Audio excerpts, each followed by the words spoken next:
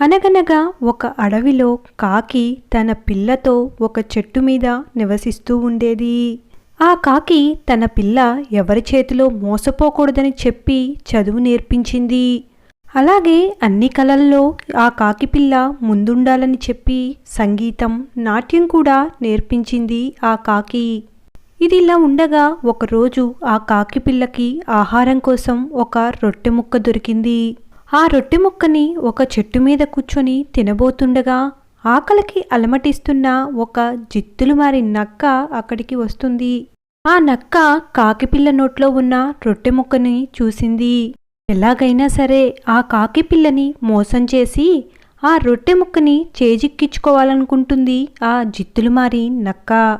ఏయ్ మరదలా, ఏం చేస్తున్నావు? నువ్వు బాగా చదువుకున్నావని విన్నాను. ఎంతవరకు చదివావేంటి? కాకిపిల్ల చదువుకుంది కాబట్టి నక్క జిత్తులు దానికి బాగా తెలుసు.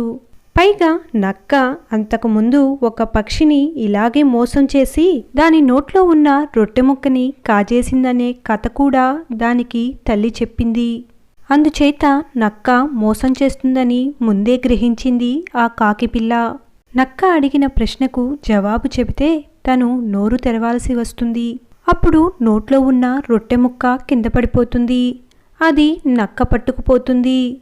అందువల్ల కాకిపిల్ల నక్కకి సమాధానం చెప్పకుండా అవును అని తల ఊపింది. కాకిపిల్ల దగ్గర తన ఎత్తులు సాగలేదని చెప్పి ఇంకా ఒక పెద్ద ఎత్తు ఎద్దామని అనుకుంటుంది ఆ జిత్తులు మారి నక్క. మరదలా, నువ్వు సంగీతం కూడా నేర్చుకున్నావంట కదా. నువ్వు పాటలు బాగా పాడతావని అందరూ చెప్పుకుంటుంటే విన్నాను.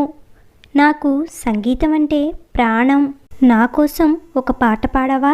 పొగడ్తలంటే ఎవరు చెవి కోసుకోరు చెప్పండి. అలాగే కాకిపిల్ల కూడా సంతోషపడింది. పాట పాడదామని అనుకుంది. కానీ కాకిపిల్ల తెలివిగా తన నోట్లో ఉన్న రొట్టె ముక్కను తీసి కాలి కింద పెట్టుకొని పాట పాడింది. దాంతో నక్కజిత్తులు ఈసారి కూడా సాగలేదు. కాకిపిల్లను ఎలా మోసం చెయ్యాలా అని బాగా ఆలోచించింది. ఈసారి ఇంకా పెద్ద ఎత్తు వేసింది. మరదలా, నువ్వు పాట ఎంత బాగా పాడావే. నా చెవులు అది విని అమృతంతో నిండిపోయాయి. నాకు ఇంకొక కోరిక కూడా ఉంది మరదలా. నువ్వు నాట్యం కూడా బాగా చేస్తావంట కదా. నా కోసం నాట్యం చేయవా? చూసి ఆనందిస్తాను. నక్క అలా అనేసరికి కాకిపిల్ల ఉబ్బి తబ్బిపోయింది. కాకిపిల్ల ఆనందానికి అవధులే లేవు. ఇంతవరకు కాకిపిల్లను అలా పొగిడిన వాళ్ళే లేరు. కానీ కాకిపిల్ల నక్క మాటల్లో ఉన్న మర్మం గ్రహించింది. కాకిపిల్ల బాగా ఆలోచించి కాలి వేల మధ్యలో ఉన్న రొట్టె ముక్కను తీసి నోట్లో పెట్టుకొని నాట్యం చేయటం మొదలుపెట్టింది. కాకిపిల్ల నాట్యం చేస్తున్నంతసేపు నక్కకి ఒకటే ఆలోచన, దాని దగ్గరున్న ఆ రొట్టె ముక్కని ఎలా కాజేయాలి అని. దాని ఎత్తులేమో ఏమీ సాగట్లేదు. కాకిపిల్ల నాట్యం చేశాక ఆఖరిగా ఒక పెద్ద ఎత్తు వేద్దామని అనుకుంటుంది ఆ జిత్తులు మారి నక్క. అద్భుతం మరదలా, ఎంత బాగా పాడావు, ఎంత బాగా నాట్యం చేశావు. ఈరోజు నాకు చాలా ఆనందంగా ఉంది. కాకపోతే ఇంకొక చిన్న కోరిక ఒకటి మిగిలిపోయింది. అది కాస్త తీరిస్తే సంతోషంగా నేను ఇంటికి తిరిగి వెళ్ళిపోతాను. నక్కబావా, అదేంటో చెప్పు. నేను తప్పకుండా నిన్ను ఆనందింపజేస్తాను అని అంటుంది కాకిపిల్ల. మరదలా, నీ ఆటపాట రెండు కలిపి చూడాలని ఉంది. అందువల్ల నువ్వు పాట పాడుతూ నాట్యం చెయ్యి. హాయిగా ఆనందిస్తాను. నక్క మాటలకు కాకిపిల్ల బాగా ఆనందంతో పొంగిపోతుంది. కానీ కాకిపిల్ల తన విజ్ఞతను మాత్రం మరువలేదు.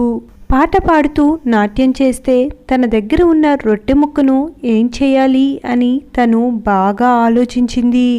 నక్కబావా, ఇప్పటికే బాగా అలసిపోయాను. ఇక పాట పాడుతూ నాట్యం చేయాలి అంటే నా ఒంట్లో శక్తి ఉండాలి కదా. అందుచేత కాస్త ఓపిక పట్టు. ఈ రొట్టె ముక్కను తినేసిన తర్వాత నీ కోరిక తీరుస్తాను. కాకిపిల్ల మాటలు విన్నాక ఆ జిత్తులు మారిన నక్కకు ఇక లాభం లేదు అనిపించింది. ఆ రొట్టె ముక్క కోసమే కాకిపిల్ల పాడిన కర్ణ కఠోరమైన గొంతును విన్నది. దానికోసమే కాకిపిల్ల వేసిన పిచ్చి పిచ్చి గెంతులను కళ్ళప్పగించి చూసింది. ఇక పని అవ్వదు అనుకొని, మరదలా, నువ్వు ఆ రొట్టె ముక్కని తినటం పూర్తిగా కానివ్వు. నాకు చిన్న పనుంది, అది చూసుకొని మళ్ళీ వస్తాను అని చెప్పి జిత్తులు నక్క బయలుదేరబోయింది. కానీ కాకిపిల్ల ఆ జిత్తులు నక్కను వదిలిపెట్టకుండా ఆ రొట్టె ముక్కను గబగబా తిని వెళ్ళిపోబోతున్న జిత్తులు నక్కను బలవంతంగా ఆపి పాటలు పాడుతూ నాట్యం చేయసాగింది. పాపం ఆ జిత్తులు నక్క కాకి నుంచి తప్పించుకోలేక ఆ కాకిపిల్ల పాట వింటూ అవస్థలు పడుతూ ఉంది. ఇది ఇవాల్టి కథ. ఈ కథ కనుక మీకు నచ్చినట్లయితే ఒక లైక్ చేసి షేర్ చేయండి. మరెన్నో మంచి కథల కోసం మన ఛానల్ని సబ్స్క్రైబ్ చేసుకోండి. Thanks for watching.